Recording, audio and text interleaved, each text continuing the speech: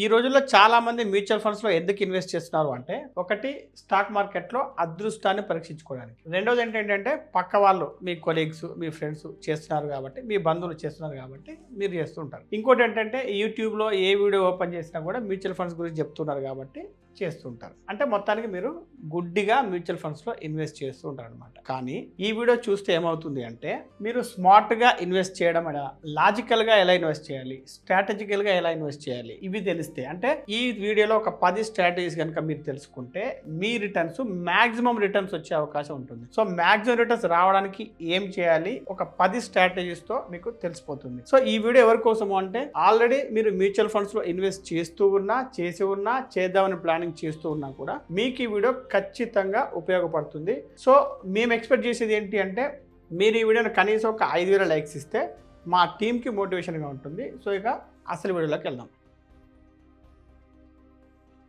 మీరు మ్యూచువల్ ఫండ్స్లో ఇన్వెస్ట్ చేయాలంటే తెలుసుకోవాల్సిన మొదటి స్ట్రాటజీ ఏంటంటే, మీరు మ్యూచువల్ ఫండ్స్లో ఎందుకు ఇన్వెస్ట్ చేస్తున్నారు అని తెలుసుకోవడం. అంటే ఎందుకోసం, ఇప్పుడు మీరు మీ ఆబ్జెక్టివ్ ఏంటి, రిటైర్మెంట్ కోసం చేస్తున్నారా, మీ పిల్లల చదువుల కోసం చేస్తున్నారా, లేదంటే భవిష్యత్తులో ఇల్లు కొనుక్కోవడం కోసం చేస్తున్నారా అనేది మీకు తెలిసి ఉండాలి. దాని తర్వాత మీరు ఇన్వెస్ట్ చేసిన తర్వాత వచ్చే కార్పస్ ఎన్ని సంవత్సరాల్లో కావాలి, 3 సంవత్సరాల లోపల కావాలా, 3 నుండి 5 సంవత్సరాల లోపల కావాలా, లేదంటే 10 సంవత్సరాలు దాటిన తర్వాత కావాలా. సో మీరు ఇలా తెలుసుకోవాలి. ఇప్పుడు ఏం చేయాలంటే ఈ రెండింటిని మ్యాచ్ చేయాలి. చిన్నప్పుడు మీరు A to B, B to C ఇలా మ్యాచ్ చేస్తుంటారు కదా, ఇప్పుడు ఇక్కడ ఈ రెండింటిని మ్యాచ్ చేయాలన్నమాట. అంటే ఎలా అంటే, ఇప్పుడు రిటైర్మెంట్ అనుకోండి 10+ ఇయర్స్ ఇది ఒకటి, 3 నుండి 5 సంవత్సరాల్లో ఇల్లు కట్టుకోవాలి, ఇలా మ్యాచ్ చేయాలి. అంటే ఇక్కడ బిలో 3 సంవత్సరాలు అయితే షార్ట్ టర్మ్, 3 నుండి 5 సంవత్సరాలు అయితే మీడియం టర్మ్, ఆ తర్వాత లాంగ్ టర్మ్. సో ఇది మీకు తెలిసిన తర్వాత ఏం చేయాలంటే, లాంగ్ టర్మ్ అయితేనేమో మీరు ఈక్విటీలో ఇన్వెస్ట్ చేసుకోవచ్చు, షార్ట్ టర్మ్ అయితేనేమో డెట్ ఫండ్స్లో ఇన్వెస్ట్ చేసుకోవచ్చు. ఈ ఈక్విటీ ఫండ్స్, డెట్ ఫండ్స్ గురించి ఆల్రెడీ ఇంతకుముందు వీడియోలో మనం చెప్పినాం అనమాట. సో ఇప్పుడు ఒక ఎగ్జాంపుల్ చూద్దాం. ఒక వ్యక్తి ఉన్నాడు, పర్సన్ ఏ 5 సంవత్సరాల్లో ఇల్లు కట్టుకుందని అనుకుంటున్నాడు. దానికోసం అతడు మ్యూచువల్ ఫండ్స్లో ఇన్వెస్ట్ చేయాలి. దేంట్లో చేయాలి అంటే, debt funds plus hybrid funds. Hybrid funds అంటే మిక్సింగ్ అన్ని. ఈ రెండిట్లో చేస్తే అతడు సేఫ్ రిటర్న్స్ వచ్చే అవకాశం ఉంటుంది. ఈక్విటీలో చేశాడు అనుకోండి, ఆ టైంలో మార్కెట్ డౌన్ అయిందంటే మొత్తం తగ్గిపోతుంది. అంటే ఓన్లీ 7 నుండి 7 సంవత్సరాల పైన ఉంటే అప్పుడు అతను ఈక్విటీలో చేసుకోవడం సేఫ్ అనమాట. సో ఈ రకంగా మీరు చేస్తే మీరు ఒకటి నష్టపోరు, వచ్చేది కూడా మీకు వచ్చే రిటర్న్స్ బాగుంటాయి అనమాట. ఇప్పుడు రెండో స్ట్రాటజీ చూద్దాం. ఇప్పుడు మీరు తెలుసుకోవాల్సిన ఇంకొక విషయం ఏంటంటే, మీలో రిస్క్ తీసుకునే దమ్ము ఎంత ఉంది అని, అంటే రిస్క్ కెపాసిటీ ఎంత ఉంది అని. సపోజ్ ఇప్పుడు మీరు ఎక్కువ రిస్క్ తీసుకోవాలి అనుకుంటే ఎక్కువ రిటర్న్స్ వస్తాయి, అప్పుడు మీరు ఈక్విటీలో పెట్టుకోవాలి. తక్కువ రిస్క్ తీసుకోవాలనుకుంటే తక్కువ రిటర్న్స్ వస్తాయి. So risk is equal to reward అనమాట. సో అయితే ఇప్పుడు మీరు మీ వయసును బట్టి చూస్తే, మీ వయసు చిన్న వయసు అనుకోండి, అప్పుడు మీరు ఈక్విటీలో ఇన్వెస్ట్ చేసుకోవాలి. ఎందుకు అంటే, మీరు కనీసం 15 సంవత్సరాలు వెయిట్ చేయగలిగితే ఈక్విటీలో చేసుకోవాలి. ఇక మీ వయసు పెద్ద వయసు అనుకోండి, అంటే మీరు ఒక 5 సంవత్సరాలు మాత్రమే మీరు వెయిట్ చేయాలనుకుంటున్నారు, 5 సంవత్సరాల కోసం మాత్రమే ఇన్వెస్ట్ చేయాలనుకుంటే డెట్ ఫండ్స్లో, లేదంటే కొంత పోర్షన్ హైబ్రిడ్ ఫండ్స్ ఇలా చేసుకోవచ్చు. ఇక మిడిల్ ఏజ్ వాళ్ళనుకోండి, ఈక్విటీ ప్లస్ డెట్ రెండింటిని బ్యాలెన్స్ చేసుకోవాలన్నమాట. అయితే ఇక్కడ మనం పెద్ద వయసు వారి గురించి చెప్పుకున్నప్పుడు డెట్ ఫండ్స్లో ఇన్వెస్ట్ చేయాలి అనుకున్నాం కదా, కాకపోతే ప్రాక్టికల్గా ఏంటి అంటే, ఇప్పుడు ఇక్కడ మనం ఓన్లీ ఇక్కడ మ్యూచువల్ ఫండ్స్ గురించి మాత్రమే మాట్లాడుకుంటున్నాం. కాకపోతే పెద్ద వయసు అంటే ఆల్రెడీ 45, 50, 55 ఏళ్ళు వచ్చేసరికి ఏమవుతుందంటే, వారి వద్ద ఆల్రెడీ రియల్ ఎస్టేట్ భూములు ఉంటాయి, గోల్డ్ ఉంటుంది, ఆల్రెడీ ఇల్లు ఉంటుంది. అంటే ఇప్పుడు సపోజ్ వాళ్ళ దగ్గర ఒక 2 కోట్ల నెట్వర్త్ ఉంది అనుకుందాం. నెట్వర్త్ అంటే ఆల్రెడీ మన వీడియోలో ఉంటుంది చూడండి, నికర విలువ. వారు ఈ 2 కోట్ల ప్రాపర్టీ ఉన్నా కూడా మీరు డెట్ ఫండ్స్లో ఎందుకు ఇన్వెస్ట్ చేయడం? సో వాళ్ళు ఒక 20 లక్షలు చేద్దాం అనుకోండి, ఈక్విటీలో చేయొచ్చు, ఎందుకంటే ఆల్రెడీ తనకి ప్రాపర్టీ ఉంది కాబట్టి. సో ఇక్కడ ఇది ఎవరికి వర్తిస్తుంది అంటే, అసలు ఇవేమీ లేవు, ఓన్లీ మ్యూచువల్ ఫండ్స్లో మాత్రం ఇన్వెస్ట్ చేస్తున్నట్లు అయితేనే వర్తిస్తుంది. సో కాబట్టి థియరీకి ప్రాక్టికల్కి కొంత తేడా ఉంటుందన్నమాట, అది మీరు అర్థం చేసుకోవాల్సి ఉంటుంది. సో ఇప్పుడు ఇక మూడవ స్ట్రాటజీ చూద్దాం. ఇప్పుడు మీరు తెలుసుకోవాల్సిన మూడవ స్ట్రాటజీ ఏంటంటే, మీరు సరైన ఫండ్ను ఎంచుకోవడం. అంటే మీ డబ్బులు సరైన ఫండ్లో పెట్టుకోవడం. ఎట్లా అంటే, ఇప్పుడు మనం ఇంతకుముందు చెప్పుకున్నాం, రిస్క్ ఎక్కువ ఉంటే లాంగ్ టర్మ్ కోసం అయితే ఈక్విటీ ఫండ్స్లో పెట్టుకోవాలని చెప్పుకున్నాం. అలాగే రిస్క్ తక్కువ తీసుకుంటున్నారు అనుకోండి, అప్పుడు మీకు స్టడీ ఇన్కమ్ వచ్చే అవకాశం ఉంటుంది డెట్ ఫండ్స్లో పెడితే. ఇక మీరు మోడరేట్ రిస్క్ అంటే మధ్యస్థమైన రిస్క్ అనుకోండి, అప్పుడు మీరు హైబ్రిడ్ ఫండ్స్లో పెట్టుకోవాలి, అంటే ఈక్విటీ ప్లస్ డెట్ అనమాట. సో ఇంకా కొందరు ఏంటంటే థీమాటిక్ ఫండ్స్లో పెడుతూ ఉంటారు. ఈ థీమాటిక్ ఫండ్స్లో ఎవరు పెట్టాలంటే అడ్వాన్స్డ్ ఇన్వెస్టర్స్, అంటే మీకు మ్యూచువల్ ఫండ్స్ గురించి ఆల్రెడీ ఒక 3-4 సంవత్సరాల అనుభవం ఉంటాయి. ఇప్పుడు నేనేం చేస్తుంటాను, థీమాటిక్ ఫండ్ అనుకోండి, నేను ఇన్ఫ్రాస్ట్రక్చర్ ఫండ్స్లో ఎక్కువ పెడుతుంటాను. ఎందుకు పెడుతున్నానంటే నేను దాదాపు ఒక 15-20 సంవత్సరాలు సివిల్ ఫీల్డ్లో ఉన్నాను కాబట్టి. కొంతమంది ఐటీ బ్యాక్గ్రౌండ్ ఉన్న వాళ్ళు ఏం చేస్తారంటే ఐటీకి సంబంధించిన ఆ ఫండ్లో పెడుతుంటారు. సో పవర్ సెక్టర్లో ఉన్నారు అనుకోండి, వాళ్ళు పెడుతుంటారు. సో ఇదేంటంటే ఇది చాలా రిస్కీ ఉంటుంది. బట్ ఏంటంటే అది తెలిసిన వారికి మాత్రము అది దాని గురించి బాగా నాలెడ్జ్ ఉంటుంది అనమాట. ఇప్పుడు నేను ఇన్ఫ్రాస్ట్రక్చర్ ఫండ్స్ నాకు దాదాపు ఇప్పుడు CAGR 23% నడుస్తుంది అనమాట. సో ఇది మీరు సరైన ఫండ్ను ఎంచుకోవడం చాలా ముఖ్యం. సరైన ఫండ్ ఎంచుకుంటేనే మీకు సరైన రిటర్న్స్ వస్తాయి. సో ఇప్పుడు ఇక 4వ స్ట్రాటజీ గురించి తెలుసుకుందాం. ఇప్పుడు మీరు తెలుసుకోవాల్సిన ఇంకొక విషయం ఏంటంటే మీరు ఏ ఫండ్లో అయితే ఇన్వెస్ట్ చేస్తున్నారో ఆ ఫండ్ యొక్క గత చరిత్ర తెలుసుకోవాలి. ఆ ఫండ్ ఎంత కన్సిస్టెంట్గా పెర్ఫామ్ చేస్తుంది అని తెలుసుకోవాలి. ఫర్ ఎగ్జాంపుల్ ఇప్పుడు ఒక ఫండ్ 1 year రిటర్న్స్ మీరు చూస్తున్నారు, అది 25% వచ్చింది. సో మీరు టెంప్ట్ అయిపోయి దాంట్లో ఇన్వెస్ట్ చేస్తారు, కానీ అలా చేయకూడదు. అదే ఫండ్ 3 years చూసారనుకోండి, 20% రిటర్న్స్, అంటే మీకు చాలా టెంప్టింగ్గా ఉంటుంది. సో మీరు అందులో ఇన్వెస్ట్ చేస్తూ ఉంటారు. కానీ ఈ 1-3 చూడకూడదు, 5 years కూడా మ్యాక్సిమం చూడకూడదు. కాకపోతే 5 years కోసం ఇన్వెస్ట్ చేస్తున్నట్టే చూడొచ్చు. ఇప్పుడు ఇక్కడ 5 years 15% ఉంది, కానీ ఇప్పుడు 10 years చూసారనుకోండి, 10 years కూడా 15%, అంటే ఎంత కన్సిస్టెంట్గా పెర్ఫామ్ చేస్తుంది. సో ఇక్కడ మీరు 12-15% కన్సిస్టెంట్గా ఇది పెర్ఫామ్ చేస్తున్నట్లయితే దీంట్లో ఇన్వెస్ట్ చేయొచ్చు అనమాట. ఇక చూడాల్సిన ఇంకొక విషయం ఏంటంటే మీరు ఏదైతే ఫండ్లో ఇన్వెస్ట్ చేస్తారో, ఈక్విటీ ఫండ్ అనుకోండి, సపోజ్ ఆ ఫండ్ పేరు ABC ఫండ్ అనుకుందాం, ఏదో ఒక ఫండ్. సో దీన్ని మనం Nifty 50తో కంపేర్ చేసాం. అంటే ఒక ఈక్విటీ ఫండ్ దానికి సంబంధించిన ఇండెక్స్తో కంపేర్ చేసినప్పుడు అది ఎలా పెర్ఫామ్ చేస్తుంది అని తెలుస్తుంది. ఇప్పుడు ఒక ఫండ్, మీ మ్యూచువల్ ఫండ్ డిస్ట్రిబ్యూటర్ ఒక ఫండ్ చెప్పాడు 12% రిటర్న్స్ ఇస్తుంది, అది కానీ Nifty 50 12.5% ఇస్తుంది. అప్పుడు ఈ ఫండ్ రిటర్న్స్ తక్కువ కాబట్టి Nifty 50 ఇండెక్స్ ఫండ్లోనే చేసుకోవచ్చు కదా. లేదంటే ఈక్విటీ ఫండ్కి సంబంధించిన ఇంకొక ఫండ్తో కంపేర్ చేశారనుకోండి, ఒక ఫండ్ 13%, ఇది 12%, అప్పుడు అదే ఫండ్లో ఇన్వెస్ట్ చేయొచ్చు. అయితే ఇక్కడ ఏంటంటే దానికి సంబంధించిన ఇండెక్స్తోనే కంపేర్ చేయాలి. అంటే ఇప్పుడు ఒక స్మాల్ క్యాప్ ఫండ్ ఉంది, దాన్ని స్మాల్ క్యాప్ ఇండెక్స్తోనే కంపేర్ చేయాలి తప్ప మళ్ళీ దాన్ని Nifty 50తో కంపేర్ చేయకూడదు. ఇది మీరు గమనించాల్సిన విషయం. ఇప్పుడు 5వ స్ట్రాటజీ తెలుసుకుందాం. ఇక ఇప్పుడు తెలుసుకోవాల్సిన ఇంకొక విషయం ఏంటంటే మీరు ఏదైతే ఫండ్లో ఇన్వెస్ట్ చేస్తున్నారో ఆ ఫండ్, అంటే ఒక మ్యూచువల్ ఫండ్ను మేనేజ్ చేసేది ఎవరు, ఒక కంపెనీ, దాని పేరు AMC, అంటే అసెట్ మేనేజ్మెంట్ కంపెనీ. మరి ఆ ఫండ్కి పర్టికులర్గా ఒక మేనేజర్ ఉంటారు అనమాట. ఆ ఫండ్ మేనేజర్ అంటే ఇప్పుడు ఒక AMC కంపెనీలో, అంటే ఒక మ్యూచువల్ ఫండ్ కంపెనీలో ఒక 50 ఫండ్స్ ఉన్నాయి అనుకోండి. సో 50 ఫండ్స్కు ఒక్కొక్క ఫండ్ మేనేజర్ ఉంటాడు. అన్ని ఫండ్లకు కలిపి ఒక ఫండ్ మేనేజర్ ఉండడు.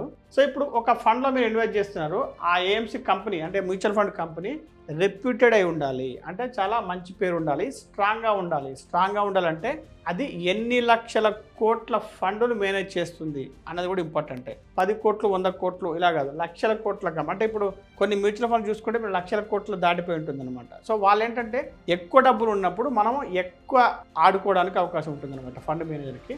ప్లస్ వారికి సిస్టమ్స్, పెద్ద కంపెనీ, రిప్యూటెడ్ కంపెనీ అనుకోండి, వాళ్ళ సిస్టమ్స్ కూడా కరెక్ట్గా పనిచేస్తుంటాయి. సిస్టమ్స్ అంటే అది మ్యాన్ పవర్ కావచ్చు, వారి ఇంటర్నల్ క్వాలిటీ సిస్టమ్స్ కావచ్చు, రీసెర్చ్ సిస్టమ్స్ కావచ్చు, ఇవన్నీ కూడా ఇన్ ప్లేస్ ఉంటాయి అన్నమాట. సో ఇప్పుడు మీ ఫండ్ మేనేజర్ యొక్క ట్రాక్ రికార్డు కూడా ముఖ్యమే. ఎందుకు అంటే ఆ ఫండ్ మేనేజరు ఎక్స్పీరియన్స్ అయి ఉండాలి, అంటే స్టాక్ మార్కెట్లో రీసెర్చ్ చేసే అనుభవం ఎక్కువ ఉండాలి, అతనికి స్టెబిలిటీ కూడా ఉండాలన్నమాట. అంటే ఇవాళ పెట్టి మళ్ళీ రేపు ఇంకో దాంట్లో పెట్టి అలా కాదు, ఒక స్టేబుల్గా చేసేవాడే ఉండాలి. ఇప్పుడు మనం ఒక ఎగ్జాంపుల్ చూస్తే, ఇప్పుడు HDFC మ్యూచువల్ ఫండ్ కావచ్చు, లేకపోతే SBI మ్యూచువల్ ఫండ్ కావచ్చు, అంటే నేను ఇప్పుడు ఈ ఫండ్ సేమీ నేను రికమెండ్ చేయట్లేదు, ఈ కంపెనీస్.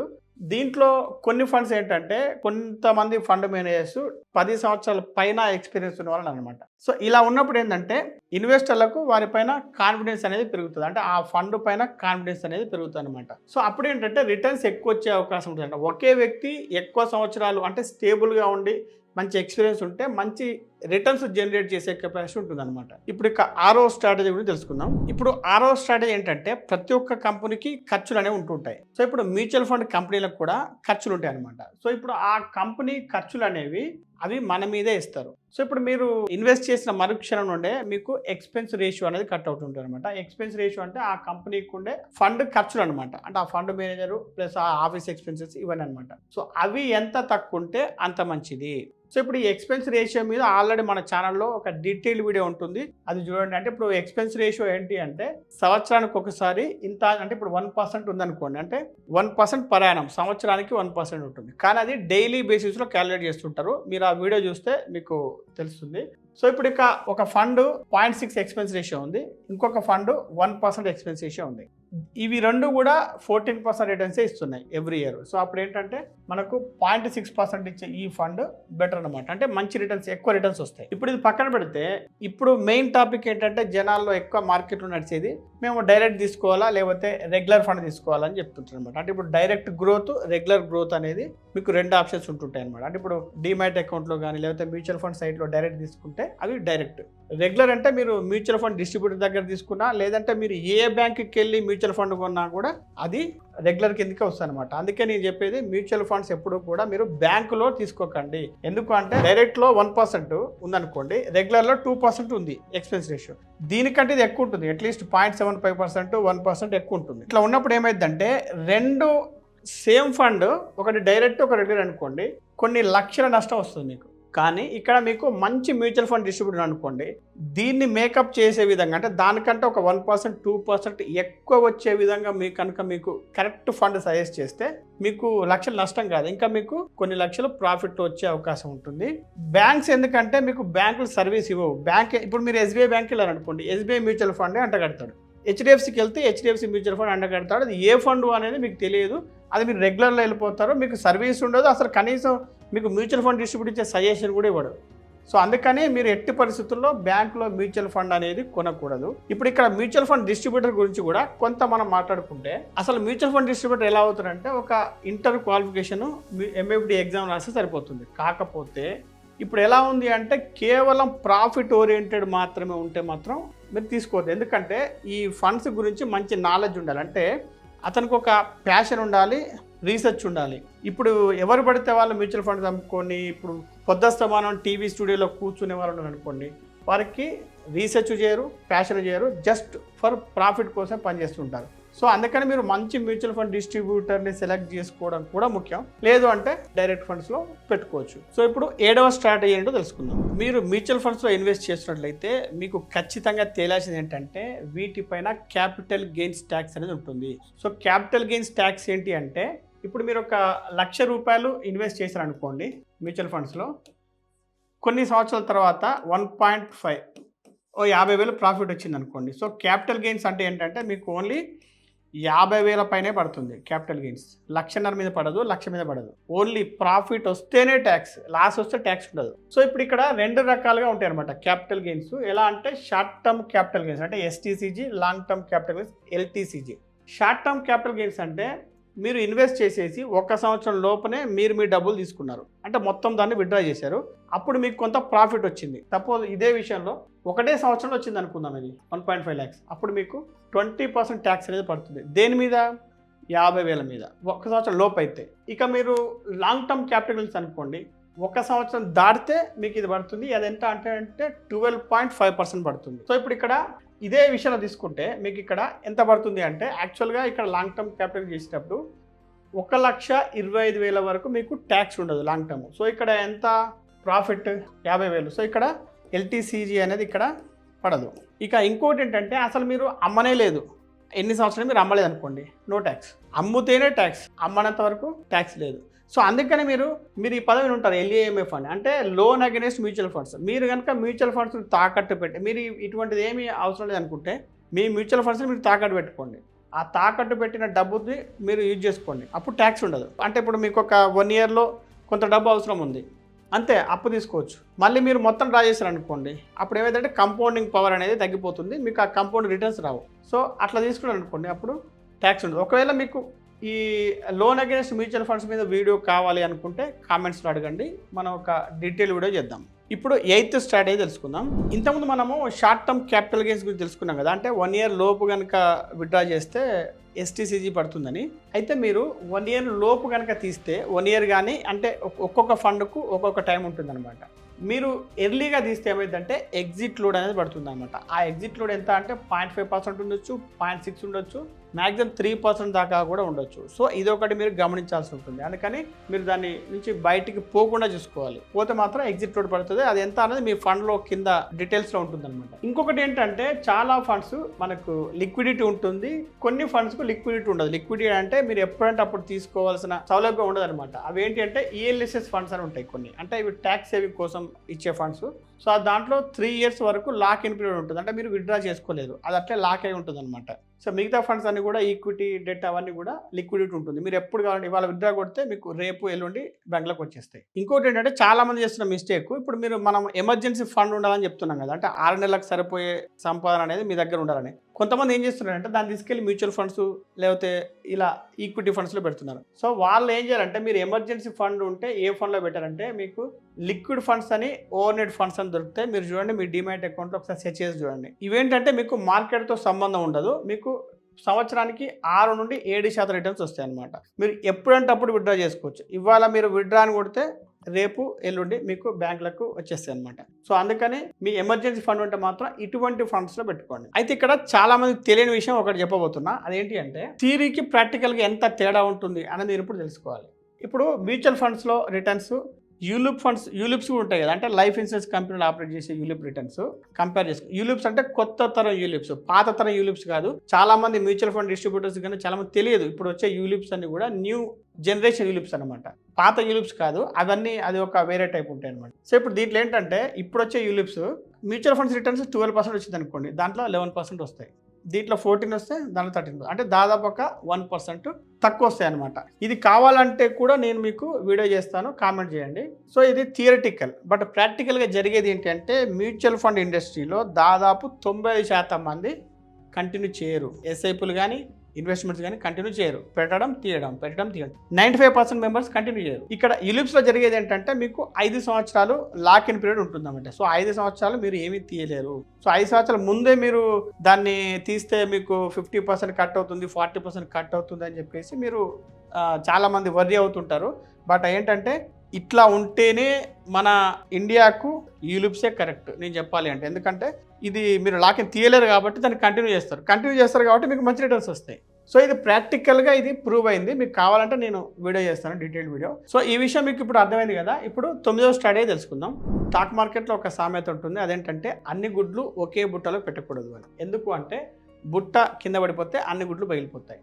సో ఇక్కడ ఏంటంటే స్టాక్ మార్కెట్లో మనం ఇన్వెస్ట్ చేసేటప్పుడు రిస్క్ని మనము స్ప్రెడ్ చేయాలన్నమాట. అంటే ఏ రిస్క్ తీసుకునే అవకాశం ఉన్నాయో వాటన్నిటిని కూడా మనం తగ్గించుకుంటూ పోవాలి, అప్పుడే మీకు రిటర్న్స్ ఎక్కువ అవుతాయి. ఇది ఎలా ఉంటుందంటే మీరు ఈక్విటీలో ఇన్వెస్ట్ చేయాలి అనుకున్నాను అనుకోండి, మొత్తం ఈక్విటీలో చేయకూడదు. Equity plus debt plus hybrid అట్లా చేయాలి. ఈ ఈక్విటీలో కూడా మీరు చేసేటప్పుడు మళ్ళీ ఒకటే ఫండ్లో పెట్టకూడదు, large cap, small cap, mid cap. So ఇలా మీరు కనుక రిస్క్ను తగ్గించుకునే ప్రయత్నం చేస్తూ ఉన్నట్టయితే ఏమైందంటే మీ రిటర్న్స్ పెరిగే అవకాశం ఉంటుంది. అంటే మీరు ఇక్కడ మీ ఫండ్స్ అనేవి మీరు డైవర్సిఫై చేస్తున్నారు అనమాట. అలా అని చెప్పేసి మీరు 10 ఫండ్లు 15 ఫండ్లలో పెట్టకూడదు, కేవలం 5 నుంచి 7 ఫండ్లలో పెడితే సరిపోతుంది. సో ఇప్పుడు లాస్ట్ స్ట్రాటజీ ఏంటి అనేది తెలుసుకుందాం. మీరు మ్యూచువల్ ఫండ్స్లో ఇన్వెస్ట్ చేస్తుంటారు కదా, మీరు ఏంటంటే 6 నుంచి 12 నెలలు, అంటే ఇప్పుడు మీ మ్యూచువల్ ఫండ్స్ మొత్తం మేనేజ్ చేసేది ఫండ్ మేనేజరే, కాకపోతే మీరు మీ ఫండ్స్ని మాత్రం మీరు మానిటర్ చేసుకోవాల్సి ఉంటుంది. ఎవ్రీ 6 నెలలకు ఒకసారి 12 నెలలకు ఒకసారి రివ్యూ చేసుకోవాలి. ఎందుకు చేసుకోవాలి అంటే ఇదేదో సోది కబురు అని మీరు అనుకుంటూ ఉంటారు. కాకపోతే ఏంటంటే ఇప్పుడు మీరు ఒక గోల్ కోసం, అంటే మీరు ఒక ఆబ్జెక్టివ్ కోసం ఇన్వెస్ట్ చేస్తున్నారు. అది 2 సంవత్సరాల్లో మీరు ఆ గోల్ కంప్లీట్ అవ్వబోతుంది అనుకోండి, మీరు ఈక్విటీలో ఉంటే మీరు డెట్లోకి చేంజ్ అవ్వాలి. ఎందుకు అంటే తీరా మీరు డబ్బులు కార్పస్ మీ చేతికి వచ్చే సమయానికి మార్కెట్ డౌన్ అయింది అనుకోండి, అప్పుడు నష్టపోయే ప్రమాదం ఉంటుంది. ఇంకొకటి ఏంటి అంటే మీరు ఇన్వెస్ట్ చేస్తూ పోతున్నారు. ఇప్పుడు మనము కంప్లీట్ ఈక్విటీలో ఇన్వెస్ట్ చేసాం అనుకుందాం, అంటే మీ ఏజ్ చిన్న ఏజ్, మీరు ఈక్విటీ ఇన్వెస్ట్ చేశారు, మీరు అసలు మానిటరింగ్ చేయట్లేదు అనుకోండి, మీ ఏజ్ పెరుగుతూ ఉంటుంది కదా. సో ఏజ్ పెరిగినప్పుడు రిస్క్ పెరిగింది. సో రిస్క్ పెరుగుతుంది కాబట్టి దాన్ని కొంత రిస్క్ మీరు తగ్గిస్తూ ఉండాలి అనమాట. మీరు ఆల్రెడీ ఇంతకుముందు మన వీడియోలో కూడా మనం చెప్పుకున్నాం, ఒక rule 100 minus age is equal to equity percentage అనమాట. సో అది చూడండి. ఇక ఇంకా ఎందుకు మనం మానిటరింగ్ చేయాలి అంటే ఇప్పుడు మీ ఫండ్ యొక్క పెర్ఫార్మెన్స్, మీరు ఒక ఫండ్ ఇవన్నీ చెక్ లిస్ట్ పెట్టుకొని మీరు ఒక ఫండ్ను సెలెక్ట్ చేసుకున్నారు, కానీ తీరా మీరు ఇన్వెస్ట్ చేసిన తర్వాత కంటిన్యూస్గా 1 సంవత్సరం పెర్ఫామ్ చేయలేదు, 2 సంవత్సరాలు పెర్ఫామ్ చేయలేదు, 3 సంవత్సరాలు పెర్ఫామ్ చేయలేదు, అండర్ పెర్ఫార్మెన్స్ చేసింది, దాన్ని ఆ ఫండ్ను స్విచ్ చేసుకోవచ్చు మీరు. అంటే అది డ్రా చేసి వేరే ఫండ్లోకి చేసుకోవచ్చు అనమాట. సో ఈ 10 స్ట్రాటజీస్ కనుక మీరు ఫాలో అయితే మ్యూచువల్ ఫండ్స్లో మీకు మంచి రిటర్న్స్ వచ్చే అవకాశం ఉంటుంది. ఈ వీడియోని మీరు లైక్ చేయండి, కామెంట్ చేయండి. మ్యూచువల్ ఫండ్స్లో ఇన్వెస్ట్ చేస్తున్న వారికి, చేయబోతున్న వారికి ఖచ్చితంగా షేర్ చేయండి. వారి డెవలప్మెంట్కు మీరు కూడా సాయం చేయండి.